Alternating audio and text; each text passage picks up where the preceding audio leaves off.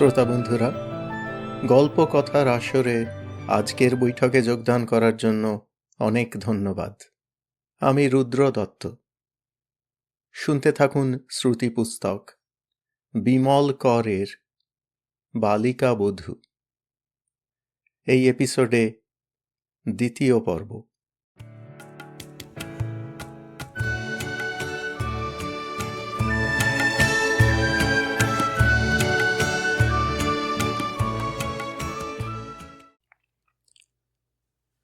চার। ঘুম ভাঙিয়া গেল। নিদ্রার আবেশে প্রথমটায় বুঝিতে পারি নাই। পরমুহূর্তে বুঝিলাম নূতন শয্যায় নববধূর পাশে আমি শুইয়া আছি। রোমাঞ্চকর আনন্দ ও সাবালকত্বের মর্যাদা অনুভব করিয়া চোখ মেলিলাম। ভোর হইয়াছে বটে, তবে এখনও সকালের ফর্সাটুকু তেমন পরিষ্কার নয়। বাহিরে একটি দুটি করিয়া কাক জাগিয়া উঠিয়া ডাক দিতে শুরু করিয়াছে। প্রত্যুষের শীতল বাতাসে শিহরণ উঠিতেছিল। মাথা ঘুরাইয়া রজনীকে খুঁজিতে গিয়া দেখি বালিশটা ফাঁকা। রজনী কি উঠিয়া গেল? মাথা সামান্য উঁচু করিতেই চোখে পড়িল ঘুমের ঘোরে আমার বালিকা বধূটি ঘড়ির কাঁটার মতন ঘুরিয়া গিয়াছে। মস্ত পালঙ্ক, তাহার কোনো অসুবিধা হয় নাই। ঘুরিতে ঘুরিতে সে মাথাটাকে আমার পায়ের দিকে কোনাকুনি করিয়া তাহার চরণযুগল আমার বুকের কাছে আনিয়া হাঁটু ভাঙিয়া দুমড়াইয়া নিশ্চিন্তে নিদ্রা যাইতেছে। সম্ভবত ভোর রাতে শীত শীত করায় গায়ের আঁচলটাকে চাদর করিয়া মাথা মুখ মুড়ি দিয়াছে।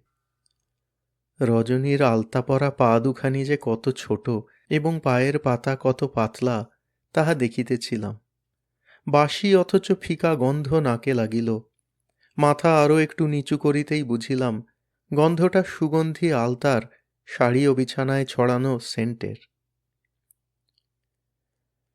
রজনীর পায়ের পাতায় সুড়সুড়ি দিয়া তাহার ঘুম ভাঙানোর লোভ আমায় পাইয়া বসিল।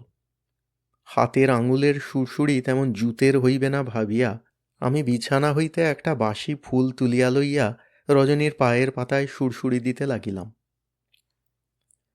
ঘুমটা দেখি রজনীর বেশ গভীর। ফুলে কাজ না হওয়ায় হাতের আঙুলে বার কয়েক সুড়সুড়ি দিতেই রজনী পা টানিয়া লইল। আমার আনন্দ বাড়িল। পুনরায় সুড়সুড়ি দিতে লাগিলাম।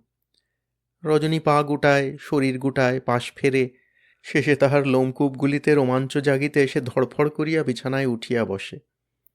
নিদ্রাভঙ্গের আকস্মিকতায় তাহার মুখভাবে খানিকটা বিমূঢ়তা, কিছুটা বিস্ময়, সামান্য বা বিরক্তি।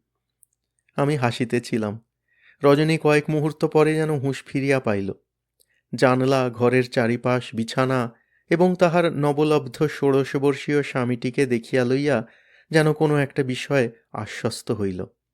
দুই হাতে চোখের পাতা রগড়াইয়া ঘুমের জড়তা কাটাইল, হাই তুলিল এবং টুপ করিয়া দুই হাত জোড় করিয়া একবার ঠাকুর প্রণাম সারিল। আমার পায়ে তুমি সুড়সুড়ি দিচ্ছিলে? ঘুম ভাঙিয়া জাগিয়া ওঠার পর রজনী এই প্রথম কথা বলিল। কই না। বাসি মুখে মিথ্যে কথা? রজনী শিহরিয়া উঠিল। তুমি আমার মুখের দিকে পা করে ঘুমোচ্ছিলে কেন? প্রথমটায় যেন রজনীর বিশ্বাস হইল না। পরে বলিল, সত্যি? বলিয়াই নিজের অবস্থান ও বিছানার দশাটা দেখিয়া লইয়া বড়ই অপ্রতিভ হইয়া নাসিকা কুঞ্চিত করিল। এর আম, ছি ছি, আমার পায়ে কুট হবে। এই, তোমার গায়ে পা লেগেছিল? না না, আমি হাসিতে হাসিতে মাথা নাড়িলাম। আমার বালিকা বধূটি ঘুমের ঘোরে যে তাহার চরণ দুইটি আমার অঙ্গে ছোঁয়ায় নাই এমন কথা আমি বলিতে পারি না, তথাপি উদারতাবশে অস্বীকার করিলাম। রজনী বলিল, আমার শোয়া বড় খারাপ। মা, পিসিমা, দিদি সবাই বকে। কত করে বলে দিয়েছিল ভদ্র হয়ে শুবি, সোজা হয়ে ঘুমবি, পরের গায়ে পা দিস না। বলিতে বলিতে নিজ অপরাধের জন্য ক্ষুব্ধ ও গম্ভীর হইল। তোমার পা দুটো বিছানা থেকে নামাও, পেন নাম করে রাখি। হ্যাঁ, পেন নাম না, আমার পাপ হবে। তুমি আমার পায়ে হাত দিয়েছিলে কেন? রজনী পালঙ্ক হইতে নামিয়া পড়িল। তাহার পাপের বোঝাটা যেন প্রতি পলে ভারী হইয়া উঠিতেছে। মিথ্যা বলিব না, ব্যাপারটায় মজা যতই লাগুক না কেন, নিজের পদগৌরবে একটা মর্যাদা বোধ করিতেছিলাম। বাহিরের অস্পষ্ট ভাবটা অতি দ্রুত মুছিয়া সকাল জাগিতেছিল। ঘরের মধ্যে ফর্সা ক্রমশই চারপাশে ছড়াইয়া পড়িতেছিল। অনেকগুলি কাক জাগিয়া উঠিয়া গাছে গাছে যাওয়া আসা করিয়া ডাকাডাকি করিতেছে। দূরের রেল লাইন দিয়া ভোরের মেলগাড়িটা নিস্তব্ধ শান্ত মাঠ ঘাটকে বাঁশিতে ডাক দিয়া ও গায়ে নাড়া দিয়া চলিয়া গেল। রজনীর বিলম্ব সহিতেছিল না। সে আমার পা দুটি প্রায় টানিয়া লইয়া একটা প্রণাম সারিয়া ফেলিল। বলিল, এই একটা কথা বলবো, দিব্যি করো। কিসের দিব্যি? তুমি কাউকে এ কথা বলবে না। কি কথা? আহা, কিছুই বুঝছে না। রজনী মুখটা ভার করিয়া বলিল, তোমার মাথার দিকে আমার পা হয়ে গিয়েছিল, কাউকে কখনো বলবে না, বলতে নেই। বললে কি হবে? তুমি বলবে? না, বলবো না। কি হবে বললে জিজ্ঞেস করছি। রজনী আমার পানে বিস্মিত হইয়া চাহিয়া থাকিল, যেন বুঝিতে পারিতেছিল না আমার জ্ঞান বুদ্ধির এতটা অভাব কেমন করিয়া হইল। বলিল, লোকে শুনলে আমাকে অসভ্য ভাববে, আমার মা বাবা গুরুজনকে নিন্দে করবে, বলবে মেয়েকে সহবত শেখায়নি। শ্বশুর বাড়িতে নিন্দে হলে খুব খারাপ হয়। পিত্রালয় হইতে রজনী যে অনেক শিক্ষা লইয়া আসিয়াছে তাহা বুঝিতে আমার কষ্ট হওয়ার কথা নয়। চন্দ্রার বিবাহের কথাবার্তা পাকা হইতেই মা তাহাকে পদে পদে শিক্ষা দিতেন দেখিয়াছি। একদিন চন্দ্রা আমায় আড়ালে বলিয়াছিল, এটা না ওটা না, অমুক করিস না। বাবারে বাবা, কিছুই করব না তো বিয়েই বা করবো কেন? শ্বশুর বাড়ি না পাঠশালা রে দাদা, বলতো? কথাটা এখন মনে পড়ায় হাসি আসিল। রজনীকে অভয় দিবার একটা কর্তব্য বোধও যেন আমার জাগিয়া উঠিল। বলিলাম, তোমায় কেউ নিন্দে করবে না। বলেছে রে তোমায়? দেখেছি তো, মা তোমায় খুব আদর করছে। বাবাও, বাবা আমায় বলছেন, তোমার সঙ্গে শুক্রবার রানীগঞ্জে যাব, এখন আর আসব না। সংবাদটিতে আনন্দিত হওয়ার মতন কিছু ছিল না, বরং স্ফুটিত সকালটিতে কেমন করিয়া না জানি একটি কাঁটা বিঁধিয়া মনটা খচখচ করিতে লাগিল। আমার মুখটিও কিছুটা ম্লান হইল। বলিলাম, তুমি একলা যেও, আমি যাব না। ইস রে, যাবে না? যেতে হয় তা জানো? ধুলোপা করতে জোরে যায়। জোড় বিজোড় জানি না, জানিয়াও না জানার ঝোঁকে মাথা নাড়িলাম। তুমি তোমার মা বাবা পিসিমার কাছে যাবে তো যাবে, থাকবে তো থাকবে, আমার কি? আমার কি আনন্দটাই হচ্ছে। তুমি তুমি তুমি এক নম্বরের সেলফিশ জায়েন্ট। কি? সেলফিশ জায়েন্ট শব্দটা মুখ হইতে বাহির হইয়া গিয়াছিল। সেকেন্ড ক্লাসে ওঠার পরই সেলফিশ জায়েন্ট গল্পটা আমাদের পড়ানো হইয়াছিল। গল্পটায় আমরা এতই অভিভূত ও মুগ্ধ ছিলাম যে নিজেদের মধ্যে সেলফিশ জায়েন্ট কথাটা প্রকৃষ্ট স্বার্থপরতার দৃষ্টান্ত বুঝাইতে ব্যবহার করিতাম। কথাটা আমাদের মধ্যে খুবই প্রচলিত ছিল। রজনী যে কথাটা বুঝিবে না অত খেয়াল করি নাই। যদিও রজনী বাড়িতে থাকিয়া বাংলা ইংরাজি আঁক পড়াশোনা করে, তথাপি এই বিশেষ শব্দটি তাহার জ্ঞান বুদ্ধির অগম্য হওয়াই স্বাভাবিক। রজনী সামান্য অপেক্ষা করিয়া বলিল, বলো না, কি বললে? বলিব কি বলিব না করিয়া শেষে বলিয়া ফেলিলাম, তুমি এক নম্বরের স্বার্থপর। স্বার্থপরতার অপবাদে রজনীর রাগ বা দুঃখ দেখিলাম না। নির্বিবাদে অভিযোগটা যেন স্বীকার করিয়া লইল। ঘরের মধ্যটা ততক্ষণে পরিষ্কার ও ফর্সা হইয়াছে। সূর্য ওঠে নাই, উঠিবার উপক্রম হইয়াছে, আলোর ভাব আসিতেছে। রজনী সারা রাত্রির অবিন্যস্ত বেশবাস গুছাইতে লাগিল। গায়ের শাড়িটার পাট বলিয়া কিছু আর ছিল না। আঁচলের প্রান্তটি ন্যাতার মতন, মাথার চুলগুলি এলোমেলো, কপালের কাছে গুচ্ছ গুচ্ছ পাতলা চুল, সিঁদুরের লালটা অনেকখানি ছড়াইয়া গিয়াছে। আমি বলিলাম, রানীগঞ্জে গিয়ে তুমি আমার কথা কাউকে বলবে না। রজনী শাড়ির পায়ের দিকের প্রান্তটা টানাটানি করিয়া পিঠ সোজা করিয়া দাঁড়াইল। আমার দিকে তাকাইয়া অতি অক্লেশে বলিল, আহা, বলতে যেন আর আমার লজ্জা করবে না। ঘরের দরজায় টুকটুক শব্দ হইল। রজনী দরজার দিকে তাকাইয়া অনুচ্চ গলায় বলিল, ঠাকুরজি, তুমি শুয়ে থাকো, যেন ঘুমোচ্ছ, আমি যাই। রজনী সকালের আলোয় দরজা খুলিয়া চলিয়া গেল।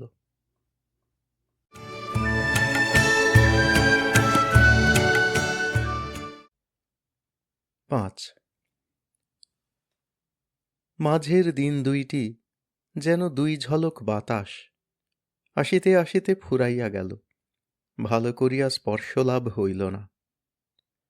ওই সময়টুকুর মধ্যেই আমার কিশোর চিত্তে রজনীর জন্য বেশ একটা মায়া পড়িয়াছিল। তাহার অবর্তমান যে আমার পক্ষে তেমন সুখকর হইবে না, ইহা অনুভব করিয়া বোধ করি কয়েকটি নিঃশ্বাস ফেলিতেও কার্পণ্য করি নাই। কিন্তু রজনী আমার দুঃখে দুঃখী হইল বলিয়া মনে হয় না।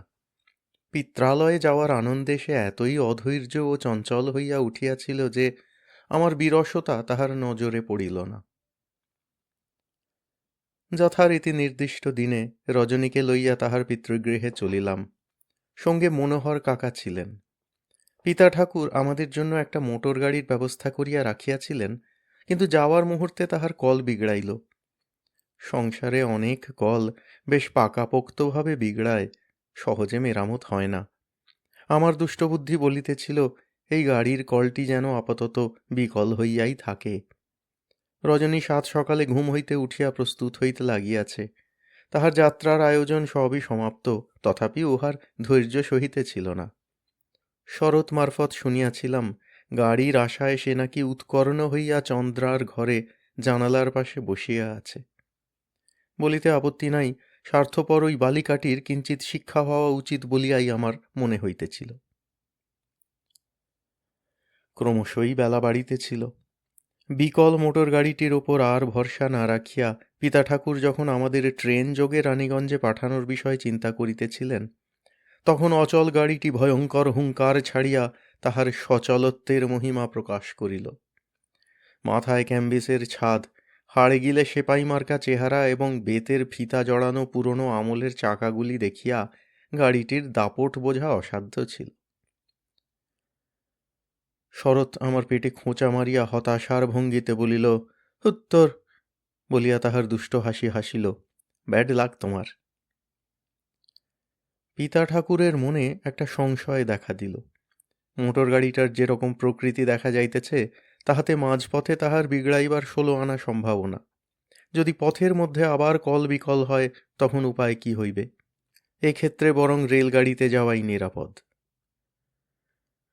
মনোহর কাকা এবং পিতার মধ্যে কি আলোচনা হইল বলিতে পারি না, আমরা মোটর গাড়িতেই আসিয়া চাপিলাম।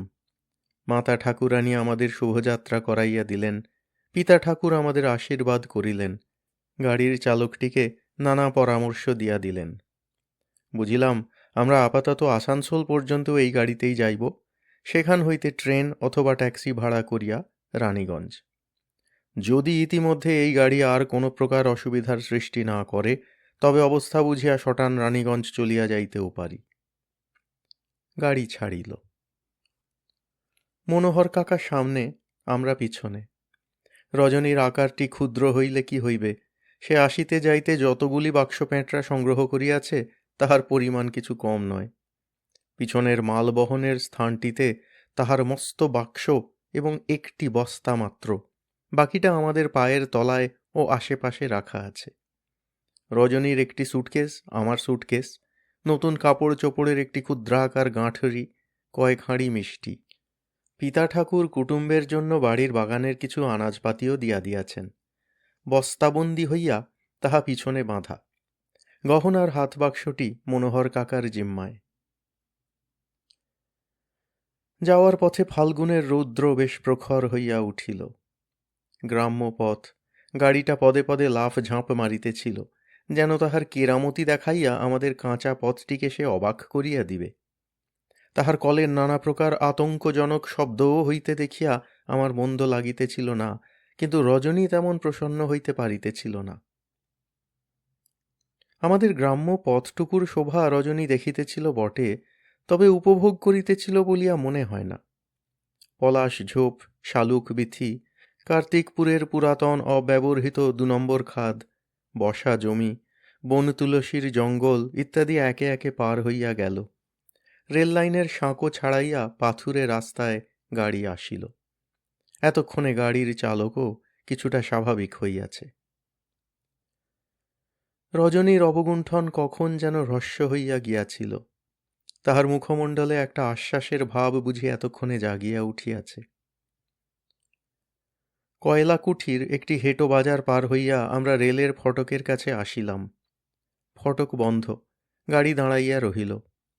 হঠাৎ দেখি সত্যনারায়ণ সাইকেলে চাপিয়া আসিতেছে। সত্য আমার বন্ধু, আমরা একই ক্লাসে পড়ি। সত্য স্কুলে যাইতেছে, তাহার সাইকেলের পিছনে বইপত্র বাঁধা। মনোহর কাকার জন্য আমরা এতটা পথ নীরবই ছিলাম। তাহার সামনে আমাদের কথা বলা যে শোভা পায় না, তাহা আমরা উভয়েই যেন কোনো অলিখিত আইন অনুসারে বুঝিয়া লইয়াছিলাম। সত্যকে দেখিতে পাইয়া আমার কিঞ্চিত আতঙ্ক হইল। সত্য বড় জ্যাঠা ছেলে, গলার স্বরটা মোটা, হাউমাউ করিয়া কথা বলে। সে আমাকে দেখিতে পাইলেই গাড়ির সামনে আসিয়া হাজির হইবে। রজনী ও আমাকে এইভাবে দেখিতে পাইয়া কি যে বলিয়া বসিবে কে জানে। ছেলেটার বোধশোধ বড় কম। সত্য প্রায় রেল ফটকের কাছে আসিয়া পড়িল।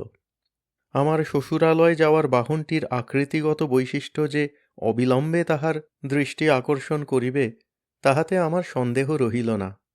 ওই পরম পক্ক ছেলেটি আমাদের একবার দেখিতে পাইলে যে কি ধরনের রগড় করিবে, কিবা বলিবে, স্কুলে গিয়া বন্ধুমহলে কোন গল্প ছড়াইবে, তাহা ভাবিয়া আমি এতই উদ্বিগ্ন ও ভীত হইলাম যে রজনীর হাত ধরিয়া ইশারায় তাহাকে মাথা লুকাইতে বলিলাম। রজনী কিছু বুঝিল না, অবাক দৃষ্টিতে আমায় দেখিতে লাগিল। আমি যতই তাহাকে ইশারা ইঙ্গিতে বুঝাই আত্মগোপন করো, সে ততই মাথা তোলে ও চারিপাশে তাকায়। মনোহর কাকার জন্যে আমার কথা বলার উপায় থাকিল না। রাগ করিয়া রজনীর গায়ে কনুইয়ের একটি গুঁতা মারিয়া রেল লাইনের দিকে মুখ ফিরাইয়া লইলাম। রজনী উহ বলিয়া মৃদু একটা শব্দ করিল এবং পরক্ষণেই আমাকে পাল্টা ঠেলা মারিল। সত্য আমাকে দেখিতে পাইয়াছে। তাহার মুখমণ্ডলে 10 দিক আলো করা একটা হাসি ফুটিল। সে আগাইয়া আসিল। গাড়ির জানলার কাছে আসিয়া পাজিটা হাঁ করিয়া আমাদের কয়েক মুহূর্ত দেখিল। তাহার চক্ষু দুইটি গোলাকার ও বিস্ফারিত, মুখে মজাদার হাসি। কোথায় যাচ্ছিস? সত্য রগুড়ে গলায় জিজ্ঞাসা করিল। সে সামান্য তোতলা। রানীগঞ্জ। শ্বশুর বাড়ি। সত্য এমন একটা নিঃশব্দ হাসি হাসিল যেন শ্বশুরবাড়ি জায়গাটা ময়রার দোকানের মস্ত একটা রসগোল্লার পাত্র। আমি মুখ চোরা হাসি হাসিয়া অন্য প্রসঙ্গ তুলিবার চেষ্টা করিলাম। স্কুলে চললি? হ্যাঁ যাচ্ছি। তোর আর কি মজা, সে আছিস। মনোহর কাকার সামনে গাধাটা আর কি বলিয়া বসে সেই ভয়ে আমি তটস্থ হইয়া তাড়াতাড়ি বলিলাম, পশুপতি স্যার কি অঙ্ক করাচ্ছেন রে? Profit and loss. কথাটা বলিতে সত্যকে একটু বেশি মাত্রায় কষ্ট করিতে হইল, কিন্তু ওই কষ্টটুকুর জন্য তাহার চোখ মুখের ভাব অতটা রক্তাক্ত হওয়ার কথা নয়। বোধ করি অপরিচিত একটি কিশোরীর কাছে তাহার তোতলামির জন্যে সে বিশেষ লজ্জা পাইয়াছে। উহার লজ্জাকে আমি যেন দেখি নাই। বলিলাম, আমার অনেক কামাই হয়ে গেছে রে, ফিরে এসে স্কুলে যাব। যাস বলিয়া সত্য কি যেন ভাবিল, তাহার পর বলিল, তুই তুই একেবারে কার্তিক হয়ে গেছিস। কার্তিক ঠাকুর। মনোহর কাকা ঘাড় ফিরাইয়া সত্যকে দেখিলেন। আমি বিপদ গণিতেছিলাম। ইশারায় তাহাকে মনোহর কাকাকে দেখাইলাম।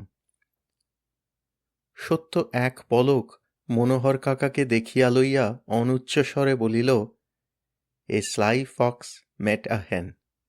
যা শ্বশুরবাড়ির আদর খেয়ে আয়, চলি। সত্য তাহার ফাজিল চোখে আমায় এবং রজনীকে দেখিয়া লইয়া সাইকেলের ঘণ্টা মারল। রেল ফটক খুলিতেছিল। আমাদের গাড়িটিতে স্টার্ট দিবার আয়োজন চলিল। সত্য সাইকেলে চাপিয়াছে। মনোহর কাকা অবশ্য আমায় কিছু শুধাইলেন না। গাড়ি চলিতে শুরু করিলে রজনী মুখে আঁচল চাপা দিয়া হাসি চাপিতেছিল। তাহার হাসির কারণটা বোধগম্য হইতেছিল না। সপ্রশ্ন চোখে তাকাইয়াও কোনো প্রত্যুত্তর লাভ করিলাম না। অথচ তাহার হাসির কারণটা না জানায় কেমন অস্বস্তি হইতেছিল। চোখে চোখে প্রশ্ন করিলাম, শব্দ না করিয়া মুখ নাড়িয়া শুধাইলাম, হাসছ কেন? মনোহর কাকাকে আড় চোখে লক্ষ্য করিয়া রজনী তাহার অবগুণ্ঠনের একটু আড়াল দিল, তাহার পর ঠোঁট নাড়িয়া কি বলিল। তাহার বক্তব্য বুঝিতে পারিলাম না। আমি বারবার ঠোঁট নাড়িয়া শুধাই, কি? রজনীও ঠোঁট নাড়ে। শেষে সে আমার হাতটা তাহার কোলের উপর টানিয়া লইয়া তালুর উপর তাহার পাতলা আঙুল বোলাইয়া কি যেন লিখিতে লাগিল। বার কয়েক লেখার পর বুঝিলাম আমার কার্তিক ঠাকুর নামটি তাহার বিশেষ পছন্দ হইয়াছে। মনোহর কাকার পিছনে থাকিয়া আমরা অতঃপর একে অন্যের হস্তের উপর আঙুলের লেখা লিখিয়া এবং ঠোঁট মুখ নাড়িয়া নিঃশব্দ বাক্যালাপ করিতে করিতে পথ চলিলাম। অবশ্য উহারই মধ্যে আঙুল টানা, চিমটি কাটা, খোঁচা মারাও মাঝে মাঝে চলিতেছিল। দেখিতে দেখিতে জিটি রোড ধরিয়া গাড়িটি আগাইয়া চলিল। রৌদ্র প্রখর হইয়া উঠিতেছে, বাতাস কিছুটা উষ্ণ, মাঠে ঘাটে কেমন একটা রিক্ততা ছড়ানো, কোথাও কিছু পাখি জুটিয়া শস্যশূন্য মাঠে খাদ্যকণা খুঁটিতেছে। রজনী বুঝি অবেলার ঘুমে সামান্য টলিয়া পড়িতেছিল, তাহাকে ঠেলা মারিয়া জাগাইয়া দিলাম। আসানসোল শহর আসিয়া গেল। মনোহর কাকা বাজারে গাড়ি দাঁড় করাইলেন। চা, পান, তামাকের নেশা তাহার তীব্র হইয়া উঠিয়াছে। গহনার বাক্সটি আমাদের জিম্মায় দিয়া তিনি চা তৃষ্ণা মিটাইতে গেলেন। ড্রাইভার বাবুও চায়ের দোকানের দিকে হাঁটা দিলেন। রজনী মাথার ঘুমটা খসাইয়া অধৈর্যস্বরে বলিল, তেষ্টা পেয়েছে, জল খাবো। সামনেই পানের দোকান। বলিলাম, লেমনেড খাবে? টক মিষ্টি জল, বড্ড ঝাঁঝ। লেমনেডে আবার ঝাঁঝ কোথায়? সে সোডায় থাকে। পয়সা আছে তোমার? আছে। তাহলে খাবো। রজনীকে গাড়িতে রাখিয়া নামিয়া আসিলাম। সে গহনার বাক্স কোলে করিয়া বসিয়া থাকিল। একাকী তাহাকে হয়তো ঈষৎ উদ্বিগ্ন দেখাইতেছিল। লেমনেড খাইতে গিয়া রজনী গা গলা খানিকটা ভিজাইল, চোখ মুখের বিদঘুটে ভঙ্গি করিয়া বার কয়েক ঢেঁকুর তুলিল। শেষে বলিল, মুখটা কেমন কেমন করছে, বিচ্ছিরি। পান খাবে? রজনী সঙ্গে সঙ্গে মাথা হেলাইয়া তাহার সাগ্রহ সম্মতি জানাইল। পরক্ষণেই বিরস মুখ করিয়া বলিল, উনি রয়েছেন যে। উনি অর্থে মনোহর কাকা। মনোহর কাকা তখনও ফেরেন নাই, ড্রাইভার বাবুও নয়, কাজেই এ সময় একটা পান রজনী মুখে পুরিয়া লইলে কে বা তাহা জানিতে পারিবে। আর মনোহর কাকার পিছনে থাকিয়া ঘুমটার আড়ালে রজনী তাম্বুল চর্বণ করিলে নিশ্চয়ই তাহা কাকার দৃষ্টিগোচর হইবে না। রজনীকে এই সহজ সত্যটা বুঝাইয়া দিলাম। রজনী খুশি হইল, বলিল, ছুট্টে নিয়ে এসো, তুমি খেও না, শ্বশুর বাড়িতে যাচ্ছ। তাহার উপদেশ দিবার ভঙ্গিটি গুরুজনের মতনই। হাসিয়া ফেলিলাম। আমাকে যাইতে দেখিয়া রজনীর কি যেন মনে পড়িল, বলিল, পানের মধ্যে সেই দিয়ে আনতে পারবে, ঠান্ডা ঠান্ডা, কনকন করে। বলিতে বলিতে জিভের ঠান্ডা লাগার ইস ইস একটা শব্দ করিল। পিপারমেন্ট? হ্যাঁ। রজনী মাথা নাড়িল। পানের দোকান হইতে রজনীর জন্য দুখিলি পান লইলাম। একটিতে পিপারমেন্ট, অপরটিতে সামান্য জর্দা। উহাকে জর্দা খাওয়াইবার দুষ্ট মতলব আমার কেন হইল জানি না, হয়তো রজনীকে একটু জব্দ করার ইচ্ছা আমার ছিল। গাড়িতে ফিরিয়া আসিয়া রজনীর হাতে পিপারমেন্ট দেওয়া পানটি দিয়া বলিলাম, এটা এখন খাও, আরেকটা আছে, রানীগঞ্জে পৌঁছে খেও। রজনী পিপারমেন্টযুক্ত পান মুখে দিয়া মহা আনন্দে চিবাইতে লাগিল। জর্দা দেওয়া পানটি শেষ পর্যন্ত আর তাহাকে খাইতে হয় নাই। পাছে একটা কেলেঙ্কারি হয় এই ভয়ে আমি পানটির রহস্য ফাঁস করিয়া দিই। শ্বশুরালয়ে আমাদের অভ্যর্থনাটা বেশ জাঁক করিয়াই হইল। শঙ্খ ও উলুধ্বনি, সামান্য কয়েকটি পারিবারিক আচার, ইহা তেমন ধর্তব্যের মধ্যে নয়। কিন্তু রজনীদের বাড়ির গুরু ও লঘুজনেরা যেভাবে আমার আদর আপ্যায়নে লাগিয়া গেল, তাহাতে নিজের একটা মর্যাদা আবিষ্কার করিয়া আমি বিশেষ গৌরব অনুভব করিতেছিলাম। হাঁটিতে, চলিতে, বসিতে 5 দিক হইতে যেন 5 জনে ছুটিয়া আসে। রজনী অপেক্ষা আমার আদরটা যে বেশি হইতেছিল, তাহাতে আমি আরও খুশি হইয়া উঠিতেছিলাম। আমাদের গৃহে গত কয়েকটা দিন রজনীর বড়ই আদর দেখিয়াছি। পিতা ঠাকুর, মাতা ঠাকুরানী, চন্দ্রা সকলেই নিজেদের ঘরের ছেলেকে ভুলিয়া গিয়া অন্যের গৃহের কন্যাকে লইয়া মত্ত ছিলেন। এই একদেশদর্শিতার প্রতিবিধান আপাতত রজনীদের গৃহে দেখিতে পাইতেছি। রজনীদের আত্মীয় স্বজনেরা বিবাহের পর প্রায় সকলেই চলিয়া গিয়াছিলেন। থাকার মধ্যে ছিলেন নলিনী দিদি, ছোট পিসি, মামিমা প্রভৃতি কয়েকজন। নলিনী দিদির স্বামী প্রভাত দাদাও ছিলেন। বিবাহের সময় প্রভাত দাদাকে বাহিরের কাজে কর্মে এত ব্যস্ত থাকিতে হইয়াছিল যে আমার সহিত তাহার পরিচয়টা তেমন হয় নাই। তিনি আমাদের বাড়ির নিমন্ত্রণেও যাইতে পারেন নাই, সর্দি জ্বরে কাবু হইয়া পড়িয়াছিলেন। তাহার সহিত আমার পরিচয় হইল। প্রভাত দাদা মজাদার মানুষ। বর্ধমান মেডিকেল স্কুলের শেষ পরীক্ষাটা নেয়াইতে 7 না 8 বার সময় লাগিয়াছে। সদ্য তিনি সেই পরীক্ষা পাশ করিয়া মেডিকেল স্কুলেই বহাল আছেন। নাদুস নুদুস চেহারা, গায়ের রং অতিরিক্ত ফর্সা, মাথায় কিঞ্চিত খাটো। অনুমান করি তাহার বয়স 27-28 হইয়াছে। প্রভাত দাদাদের ঘরবাড়ি বর্ধমানেই, সচ্ছল পরিবার, কয়েকটি কারবারও আছে। অতএব প্রভাত দাদার মেডিকেল পড়া নিতান্ত যেন গুরুজনের আদেশ রক্ষা। প্রভাত দাদাই আমার তত্ত্বাবধানের ভারটা বেশি করিয়া লইয়াছিলেন এবং অনর্গল তাহার নানা প্রকার গল্প বলিয়া আমায় অভিভূত করিতেছিলেন। স্নান খাওয়া দাওয়ার পর আমরা আমাদের ঘরে ফিরিয়া আসিলাম। দোতলার এই ঘরটি আমার জন্য নির্দিষ্ট। আকারে তেমন কিছু বড় নয়, কিন্তু চারপাশ খোলামেলা। খড়খড়ি দেওয়া জানলা দরজা। বাহিরের সরু লম্বা বারান্দার গায়ে একজোড়া নারিকেল গাছ ঝুঁকিয়া পড়িয়াছে। ঘরটিতে আসবাবপত্রের অভাব ছিল না। পালঙ্ক, কাঁচ দেওয়া আলমারি, আয়না, টেবিল চেয়ার, ঠাকুর দেবতার ছবি, ফটো, সূচিকার্য। একটি সূচিকার্য প্রথমাবধি আমার দৃষ্টি আকর্ষণ করিতেছিল। সবুজ ও লাল বর্ণের একটি পাখি ডানা মেলিয়া উড়িয়া যাইতেছে। তলায় আঁকাবাঁকা হরফে লেখা, যাও পাখি বলো তারে, সে যেন ভুলে না মরে। আমরা ঘরে আসার পর প্রভাত দাদা দরজাটা ভেজাইয়া দিয়াছিলেন। বলিলেন, নাও একটু জিরিয়ে নাও। আমি পালঙ্কে বসিলাম না, দাঁড়াইয়া রহিলাম। পশ্চিমের খোলা জানালা দিয়া অদূরে একটা জলজ পাতা ছাওয়া পুকুর দেখা যাইতেছিল। পুকুরটির লাগোয়া বাগানে গাছগাছালির ছায়া। ঘুঘুর ডাকে দ্বিপ্রহরের আলস্য ভাবটি ক্রমশই নিবিড় হইয়া আসিতেছে। প্রভাত দাদা পকেট হইতে সিগারেটের প্যাকেট ও ম্যাচ বাহির করিলেন। পালঙ্কের উপর পা দুলাইয়া বসিয়া পরম সুখে একটা সিগারেট ধরাইলেন। বলিলেন, ছোটবাবুর হবে নাকি একটা? সিগারেটের প্যাকেটটা তিনি সহাস্য সকৌতুকে আমার দিকে বাড়াইয়া দিলেন। লজ্জায় চোখ মুখ আরক্ত হইল। মুখ নিচু করিলাম। প্রভাত দাদা বলিলেন, তুমি একেবারে নাবালক ব্রহ্মচারী, বলিয়া মোটা গলায় হাসিলেন। বুঝলে ছোটবাবু, আমি তোমার বয়সে পড়ার ঘরে ধুনো দিয়ে সিগারেট খেতাম। ভেজানো দরজা ঠেলিয়া নলিনী দিদি আসিলেন, হাতে পানের ছোট রেকাবি। প্রভাত দাদা আগে ভাগে পান তুলিয়া লইলেন। নলিনী দিদি আমার মুখের সামনে রূপার রেকাবিটি ধরিয়া দিলেন। নাও ভাই। ওমা, সে কি, বাড়িতে জামাই এসেছে, একটা পানও মুখে দেবে না? নাও খাও, খেতে হয় বুঝলে। এই পান চিনি সেজেছে, দেখো না খেয়ে। খেয়ে ফেলো ছোটবাবু।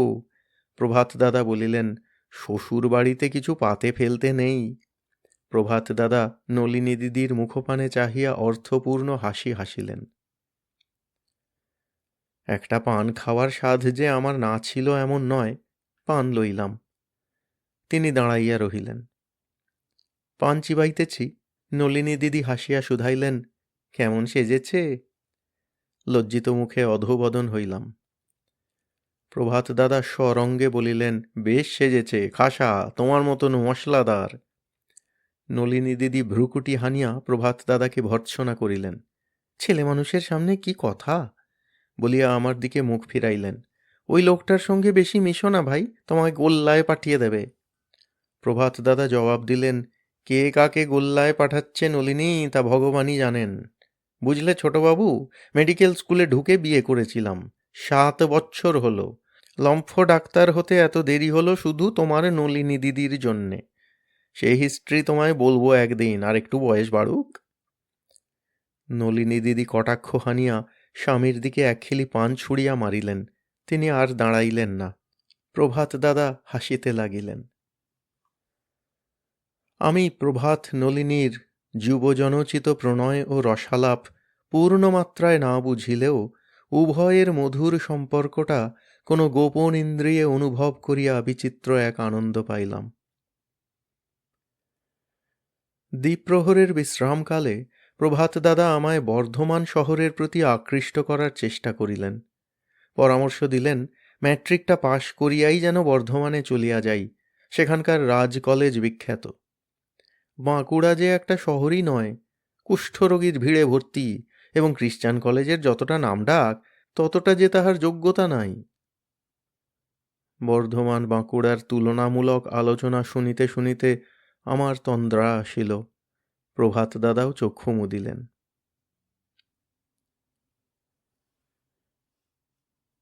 বন্যরা বনে এবং শিশুরা মাতৃক্রোড়ে কতটা সুন্দর তাহা আমি বাংলা ক্লাসে গড়গড় করিয়া বলিয়া দিতে পারিতাম। কিন্তু রানীগঞ্জে আসিয়া রজনীর যে রূপ দেখিলাম, তাহাতে আমার ধারণা হইল সঞ্জীবচন্দ্র বালিকাবধূর পিতৃগৃহে প্রত্যাবর্তনের সৌন্দর্যটা লিখিতে ভুলিয়া গিয়াছিলেন। বন্যরা বনে যতটা সুন্দর, কিশোরী বিবাহিত কন্যার পিতৃগৃহে অবস্থান তাহা অপেক্ষা কিছু কম সুন্দর নয়। স্ব ক্ষেত্রে উভয়েই যেন তাহাদের স্বাভাবিক জীবনটি ফিরিয়া পায়। রানীগঞ্জে আসিয়া রজনীর বধূমূর্তিটি খসিয়া গেল। এই কয়দিন সাজসজ্জায় আচার আচরণে তাহাকে একটি অনভ্যস্ত ভূমিকা অভিনয় করিতে গিয়া পদে পদে যে বিড়ম্বনা ভোগ করিতে হইতেছিল, পিতৃগৃহে পদার্পণ করা মাত্র যেন তাহার ভার হইতে সে মুক্ত হইল। সে আমার সাক্ষাতে না আসিলেও তাহার সাড়া আমি পাইতেছিলাম। তাহার আত্মীয়ারা তাহাকে লইয়া কৌতুক করিতেছেন, এবং সেই কৌতুকে রজনী কেমন করিয়া কৌতুকপ্রদ হইয়া উঠিতেছে আভাসে আমি তাহা জানিতেছিলাম। উহার সখীরা আসিয়া ঘিরিয়া ধরিলে রজনী কোমরে কাপড় জড়াইয়া নিচের পেয়ারা গাছের ডালে চড়িয়া বসিয়া কিভাবে গল্পে মাতিল, তাহাও আমার লক্ষ্যে পড়িল। রজনীর চিকন গলার স্বর, তাহার তর্জন গর্জন হুড়াহুড়ি আমার কিছু কিছু কর্ণগোচর হইল। অবশ্য সে একটিবারও আমার সামনাসামনি আসিল না। অপরাহ্ন বেলায় প্রভাত দাদা আমাকে লইয়া শহর ভ্রমণে বাহির হইলেন। দোকান পসার ও মানুষজন দেখিয়া আমরা যখন ফিরিতেছিলাম, তখন প্রভাত দাদা নলিনী দিদির জন্য জর্দা কিনিলেন। রজনীর জন্য এক শিশি পিপারমেন্ট কেনার স্বাদ হইল। প্রভাত দাদার নিকট হইতে ছুতা করিয়া সরিয়া গিয়া আমি আমার মনোসাধ পূর্ণ করিলাম। সন্ধ্যাটা চমৎকার কাটিল। আমার ঘরটিতে পুনরায় একটি বাসর বসিয়াছিল বলিলেও অত্যুক্তি হয় না। বাড়ির গুরুজনেরা উঁকি ঝুঁকি দিয়াই সরিয়া গেলেন। নলিনী দিদি ও তাহার সমবয়সী দু একজন, রজনীর সখীবৃন্দ, সেই 3 বারে ম্যাট্রিক পাশ করা মধুদা ও 2-1 ছেলে ছোকরা থাকিল। নলিনী দিদি হারমোনিয়াম বাজাইয়া গান গাহিলেন, ওই দেখা যায় কালো পাখি ও তার কালো 2টি পাখা, লোকে তারে কোকিল বলে, বসন্ততে দেয় গো দেখা। প্রভাত দাদা শখের ম্যাজিশিয়ান, তাহার হাত সাফাইয়ের খেলা ও রঙ্গরসিকতা শুরু হইল। ওই সহাস্য সরব হাটের মধ্যে প্রভাত দাদা আমার নাক টিপিয়া টাকা বাহির করিলেন রজনীর কোল হইতে হংসডিম্ব। হাসাহাসির ধুম পড়িয়া গেল। অবশেষে তুরুপের টেক্কার মতো আমার পকেট হইতে রজনীর জন্য কেনা পিপারমেন্টের শিশিটাও সভাস্থলে বাহির করিয়া দিলেন। হাসির দমক বহিল। লজ্জায় আরক্ত হইয়া অধোমুখে বসিয়া থাকিলাম। রজনী ছুট মারিয়া পালাইল। রাত্রে রজনী অবশ্য আমার পাশে বসিয়া আমারই দেওয়া পিপারমেন্টযুক্ত পান চিবাইতে চিবাইতে পরম বিজ্ঞের মতো বলিল, তুমি একেবারে কাঁচকলা। আমার প্রতি রজনীর এমন একটি উনার ধারণা কি করিয়া জন্মাইল তাহা বুঝিবার চেষ্টা করিলাম না। পিপারমেন্টের শিশিটা সর্বসমক্ষে প্রকাশ পাওয়াতেই যে অত অনাসৃষ্টি ঘটিয়াছে তাহা বুঝিলাম। সেই সাধের শিশিটা রজনীর হাতে, শিশির ছিপি খুলিয়া সবেমাত্র তাহার পানে পিপারমেন্ট লাগাইয়া মুখে পুরিয়াছে। মাথার চুলের কাঁটা দিয়া পিপারমেন্ট লাগানোর পদ্ধতিটা সে কোথায় শিখিয়াছে কে জানে। বলিলাম, প্রভাত দাদার 4টে চোখ। রজনী পিপারমেন্টের শিশিটা তাহার অভ্যস্ত তেঁতুল বিচি লইয়া খেলা করার মতো ছুঁড়িয়া ছুঁড়িয়া লুফিতেছিল। ইহাও তাহার এক মুদ্রাদোষ বুঝি। রজনী বলিল, ঠিক হয়েছে, সবাই তোমায় বেহায়া ভাবল, ডেঁপো ছেলে ভাবল। কথাটা শ্বশুর মহাশয় ও মনোহর কাকার কান পর্যন্ত গিয়াছে কিনা জানার জন্য উদ্বেগ বোধ হইল। বলিলাম, মাকে বলেছে? মা ঠিক শুনতে পাবে। মনোহর কাকা, শ্বশুরমশাই? জানি না অত। সামান্য রাগ হইল। রজনীর জন্যই এই বিড়ম্বনা। সে যদি পান খাওয়ার জন্য লালায়িত না হইত তবে আর বিপদটা ঘটিত না। বলিতে কি, তাহার জ্যেষ্ঠা ভগিনী এবং পরিবারের অন্যান্যের মতন সে পানের নেশায় পাকিয়া উঠিতেছে। বলিলাম, একরত্তি মেয়ের অত পান খাওয়া কি? দাঁতে ছোপ পড়ে যাবে, পোকা হবে। বউ মেয়েরা পান খেয়েই থাকে। তুমি বউ না ইয়ে, বলিয়া আমি বৃদ্ধাঙ্গুষ্ঠ দেখাইলাম। রজনী সঙ্গে সঙ্গে আমায় জিভ ভ্যাংচাইয়া বলিল, তুমিও বর না আমার কাঁচকলা? একটা এতটুকু শিশি লুকিয়ে রাখার মুরদ নেই, বর হয়েছে। আবার সেকেন্ড ক্লাসে পড়ে, আহারে। রজনী মাথা নাড়িয়া এমন একটা ভেঙানোর ভঙ্গি করিল যে আমি হাসিয়া ফেলিলাম। আবার হাসে? রজনী ভর্ৎসনা করিল। ঠিক হ্যাঁ, কাল আমি চলে যাব। তারপর তুমি? সবাই যায়। জামাইটা কি শ্বশুরবাড়িতে বসে থাকে? রজনী পরম নির্বিবাদে বলিল। বোধ করি বড়ই আহত হইলাম। দ্বিতীয় কথা না বলিয়া শুইয়া পড়িলাম। রাত হইয়াছিল। রজনী বারান্দার দিকের খড়খড়ি দরজাটাও বন্ধ করিয়া বাতি নিবাইয়া আসিয়া বিছানায় বসিল। তাহার পর আমাকে ঠেলা মারিয়া বলিল, আমি দেওয়ালের দিকে শোব, জানলার দিকে তুমি যাও। তুমি এ পাশে শোবে, আমার বাঁ পাশে। না, এদিকে তুমি শোবে। এখান থেকে ওই নারকেল গাছ দেখা যায়। ভূত আছে ওখানে? রজনী কোনো উত্তর দিল না, যেন সেটা বাহুল্য। দুহাতে প্রাণপণে আমায় টানিতে লাগিল। স্থান পরিবর্তন করিয়া শুইয়া পড়িলাম। সামান্য পরেই সম্ভবত ভৌতিক আশঙ্কায় রজনী আমার দিকে মুখ ফিরাইয়া এবং যতটা সম্ভব গায়ের কাছে ঘন হইয়া আসিল। তাহার মুখ হইতে পিপারমেন্টের সুন্দর গন্ধ আসিতেছিল। পরদিন সকালটা কাটিল। তাহার পরই যাত্রার আয়োজন চলিল। স্নান খাওয়া শেষ করিয়া প্রস্তুত হইয়াছি। বেলা 2টা নাগাদ ট্রেন। আমাদের ট্রেনেই ফেরার কথা। মনোহর কাকাও প্রস্তুত হইয়াছেন। রজনীকে সকাল হইতে দেখি নাই, তাহার সাড়া শব্দ অবশ্য কখনো সখনো পাইয়াছি। সবই যখন প্রস্তুত, তখন নলিনী দিদি আমায় ঠাকুর ঘরে যাওয়ার জন্য ডাক দিয়া গেলেন। অন্দরমহলের দিকেই যাইতেছিলাম, হঠাৎ এক অদৃশ্য কোণ হইতে রজনী আসিয়া আমার জামা ধরিয়া টান মারিল। চোখ মুখের ইশারায় আমায় আহ্বান করিয়া সে পাশের সিঁড়ি দিয়া পালাইল। আশেপাশে কেহ ছিল না, আমি সিঁড়ির পথ ধরিলাম। দোতলার ছাদের কাছে চিলে কোঠার নিচে অল্প একটু স্থান, সিঁড়িরই চওড়া ধাপ একটা। রজনী দাঁড়াইয়া ছিল, মাথায় বিন্দুমাত্র কাপড় নাই। আমাকে 2 পলক দেখিয়া লইয়া রজনী বলিল, রেলগাড়িতে সাবধানে যাবে, স্টেশনে স্টেশনে গাড়ি দাঁড়ালে নামবে না, বুঝলে? তাহার এই গুরুজন সুলভ উপদেশে হাসিয়া বাঁচি না। বোধ করি রজনীকে কেহ স্বামী সাক্ষাৎ করিতে বলিয়া এই উপদেশটি দিবার শিক্ষা দিয়াছে, অথবা এই ধরনের উপদেশ দেওয়াই যে রীতি তাহা সে দেখিয়াছে। হাসা হচ্ছে যে? খই। আমার আর চোখ নেই? বাড়ি গিয়ে ঠাকুরজিকে কিছু বলবে না।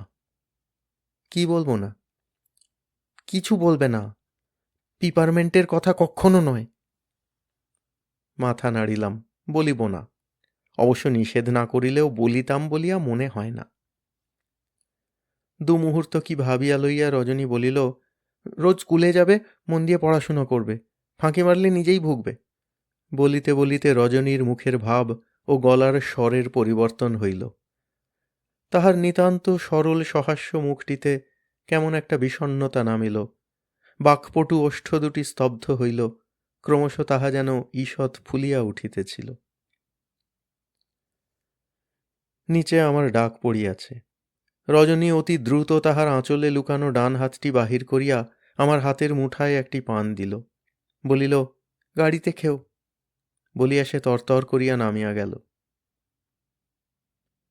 পানটিতে রজনী পিপারমেন্ট দিয়াছিল।